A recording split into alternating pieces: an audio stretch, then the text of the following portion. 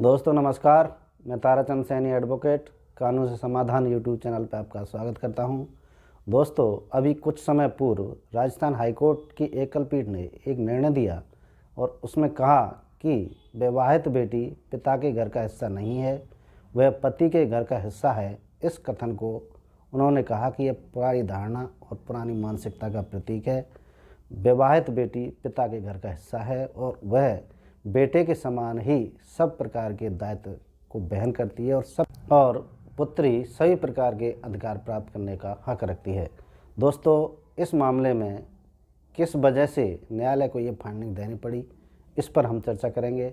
लेकिन इससे पहले हमेशा की तरह मेरा आपसे निवेदन है कि यदि आप कानूनी टॉपिक्स में इंटरेस्टेड हैं और आप अभी मेरे चैनल पर जुड़े हैं और आपने अभी तक मेरा चैनल सब्सक्राइब नहीं किया है तो प्लीज़ सब्सक्राइब कर दें और बेल आइकन को प्रेस कर दें, जिससे मेरी आने वाली कानून संबंधी वीडियो का नोटिफिकेशन आपको समय पर मिलता रहे। दिनांक 12 जनवरी 2022 को राजस्थान हाईकोर्ट की एकल पीठ ने शोभा देवी बनाम जोधपुर विद्युत वितरण निगम के मामले में निर्णय करते हुए यह फाइंडिंग दी कि विवाहित बेटी और विवाहित बेटे के बीच भेदभाव करना संविधान के अनुच्छेद 14, 15 और 16 का उल्लंघन। इस मामले में शोभा देवी के पिता जोधपुर विद्युत वितरण निगम में लाइनमैन के पद पर कार्यरत थे और सर्विस के दौरान 2016 में उनके पिता की मृत्यु हो गई। चूँकि उनकी मृत्यु के पश्चात विधिक वारिसान में उनकी पत्नी विधवा और पुत्री शोभा देवी रह गई।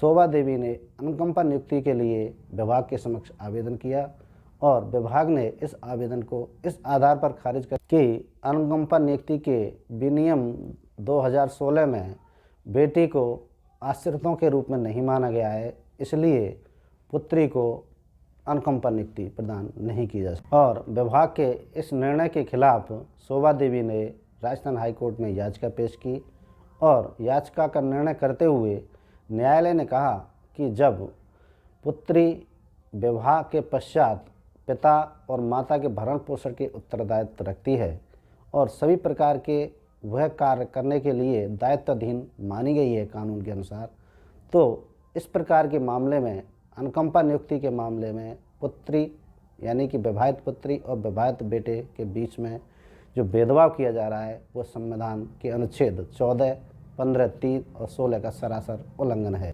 अदालत ने निर्णय में आगे कहा कि यदि बेटी के मामले में देखें तो विवाह से पूर्व अविवाहित, सिंगल और विवाह के पश्चात तलाकशुदा, विधवा और फिर से सिंगल, यह बेटी को अनुकंपा नियुक्ति के लिए सक्षम बनाती है। यदि कानून के मामले में देखें, राज्य सरकार ने अभी 1996 के नियमों में संशोधन करते हुए विवाहित पुत्री को आश्रितों की श्रेणी में शामिल किया है, तो इस कल्याणकारी कानून को सभी मामलों में लागू करने की आवश्यकता है।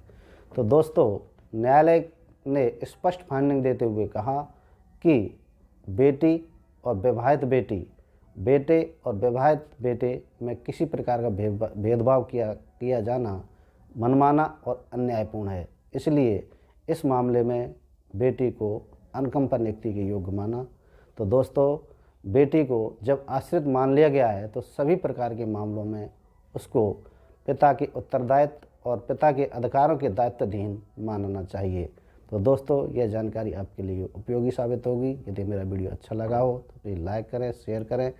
यदि आपको कोई कानूनी संबंधी दुविधा हो और आप उसको जानना चाहते हैं तो प्लीज़ कमेंट्स करें। मैं कमेंट्स का पर्सनली जवाब देता हूं। धन्यवाद।